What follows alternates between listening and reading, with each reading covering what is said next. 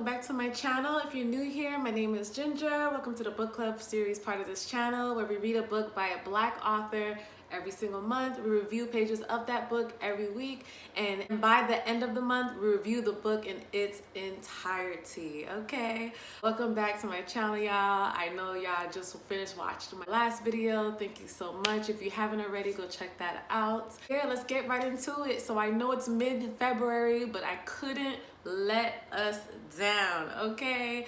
Out of all months, y'all, I have to do a book for this month. Reading a book from a Black author, buying it from a Black-owned bookstore. I don't know if I included that clip in the beginning of this video, but if I didn't, check out my TikTok. I'm doing a whole series of bookstores, Black-owned bookstores in Atlanta, and I'm very excited about it, okay? So with all of that being said, this month's book of the month is called The Hidden History of Women-Led Slave Revolts, and it's called Wake by Rebecca Hall, illustrated by Hugo Martinez, okay?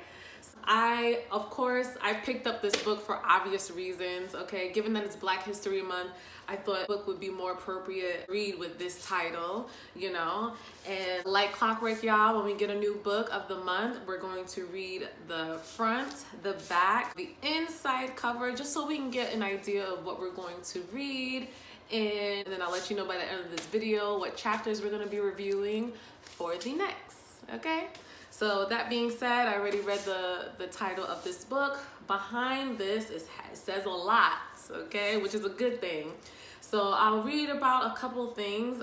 There's a couple names that point out to me. It says, not only a riveting tale of Black women's leadership, slave revolts, but an equally dramatic story of an engaged scholarship that enabled its discovery.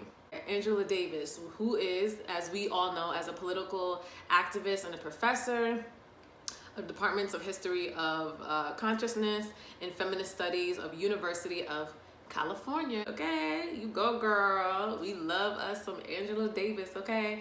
And another thing that said is that Wake is a revolution. Hall's writing cleverly flows between the reality of her research on Black women-led slave revolts and speculative imaginings that uncover the spectrum of human experience and resilience. And that's what John Jennings said, who is a winning illustrator of Octavia E. Butler's standard graphic novel, okay? Another one says, Wake makes accessible historians' craft in the service of telling the powerful stories of women-led slave revolts. With the moving illustrations of Martinez and the impressive storytelling of Hall, we are transported into 1712, 1708, and the 400-year history of Black Atlantic, gaining a deeper sense of women-led uprisings, infusing the text with her personal story and a sharp historical imagination. Hall never wavers in giving life to the history. She lifts the veil on enslaved women leadership in the relentless pursuit of freedom. She brings into the present stories that must be read and passed on. And that is said by Rose M. Brewer. I hope I didn't mispronounce your name. Professor of Afro-American and African Studies, University of Minnesota, Twin Cities. Wow. That's a review right there, okay? So imagine when we get into this and we discuss the chapters of this. So this calls for my reading glasses, okay? Once we get into the inside flap of this book. So y'all like it? You probably can't see it because of my ring light, but we shall proceed. Okay, so it says in the inside, part graphic novel, part memoir, Wake is an imaginative tour de force that tells the story of women-led revolts and chronicles scholar Rebecca Hall's efforts to uncover the truth about the warriors who until now have been left out of the historical record. Women warriors planned and led slave revolts on ships during the Middle Passage. They fought their enslavers throughout the Americas, and then they were erased from history. Wake tells the story of Dr. Rebecca Hall, a historian, granddaughter of slaves, and women haunted by the legacy of slavery. The accepted history of slave revolts have always told her that enslaved women took back took a backseat to men in fighting freedom. But Rebecca decides to look deeper, and her journey takes her through old court records, slave ship captain logs, crumbling correspondence, and even the forensic evidence from the bones of enslaved women from African burial ground uncovered in Manhattan, from my hometown, y'all. She finds women warriors everywhere, using in-depth archival research and measured approach to historical imagination. Rebecca constructs the likely past of women rebels who fought for freedom during the Middle Passage, as well as the stories of women who led slave revolts in colonial New York. We also follow Rebecca's own story as legacy of slavery shapes her life, both during her time as an attorney and later as a historian seeking the past that haunts her. The exploration of both personal and national legacy, Wake is a powerful reminder that while the past is gone, we still live in its wake. Oh, that's a book right there. All right, Black History Month. Shout out to us women. She said you gonna get to know us today. You ain't finna leave us out.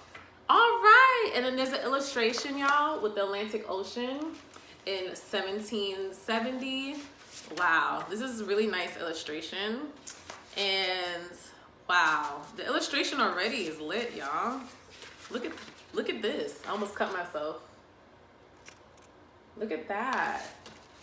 Yeah, this looked like it finna be a good read. That's all I gotta say. I'm trying to figure out, oh, this is like an illustration book with story. Oh, I didn't even know this. You guys, when I get books, I do not open them because, again, like I mentioned in the previous video, I want to get like an authentic reaction as to like me reading inside of the book and looking through the pages and stuff. I just feel like that brings like a very unique element to this book club. And oh my God, it's almost like a comic book for like stories of the past. This is so unique. So like, y'all, I don't even know how I'm going to break this up. I thought it was like a chapter by chapter. I feel like this is like almost like a movie. Let's see. I do see a chapter somewhere. Okay, so I see chapter 2.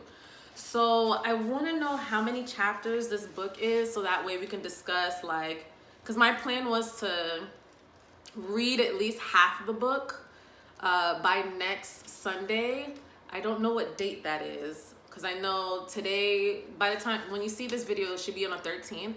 So next Sunday, whatever 7 days, next Sunday, we'll meet again. And then the last Sunday of the month, I know is the 27th, will be the last day that we will discuss the remainder of this book, okay? Man, this is such a unique read. I'm so excited. Okay, so now that I look on the back of the book, we have the picture of the author and the illustrator. So there goes Rebecca and Hugo. Right, that is lit, y'all. Okay, so I'm gonna read that and then we'll wrap this up, okay? So it says, we are lucky to be in Rebecca Hall's wake as we look toward the future with fresh eyes from visualizing a deeper relationship to the revolutionary Black feminist spirit that brought us here. That's from Gina Dent. These are more like compliments of the author in the book. It also says, Wake brought me to tears, the recognition, the fury, the gratitude, the solidarity. In both pain and joy and struggle, Hall gives her readers ancestry in progress. Consequences flow from living in the wake, admitting the haunting power of histories. And that's by Donna Haraway. Oh man, girl, you out here doing it, okay? So finally it says, Rebecca Hall is a scholar, activist, and educator. She is a graduate of, never heard of this college, guys? Moore College in Berkeley Law, and received her PhD in history with a minor in feminist studies from the University of California, Santa Cruz. She is currently a scholar in residence at the Schomburg Center for Research in Black Culture in Harlem. She is the granddaughter of slaves. Okay, Rebecca Hall, all right, Black girl magic, Black excellence, like just representing us out here in these streets. Okay, girl, I'm excited. I'm really excited to get into this. And then the illustrator who did these beautiful illustrations, his name is Hugo Martinez. is an independent comic artist focused on dissecting narratives of struggle, identity, and resilience. He is based in New Orleans. All from places that are dope. You go, boy. This is lit, y'all. I am very excited to read this book. Clearly, this is an appropriate read for this month. Not only for this month, it's just, I feel like all of us should be informed of history because we're a part of it, clearly. You know what I mean? Without us, I mean, would all of this exist? You know, let's be real. So with that being said, I am very excited to read this book, especially for this month. You know, this represents Black history that is very important for us to know. So I'm extremely excited to read this book.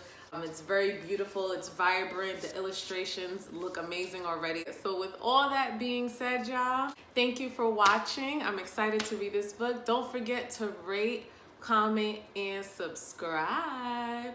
And I'll see y'all next week so we can discuss this wonderful book, okay? Peace.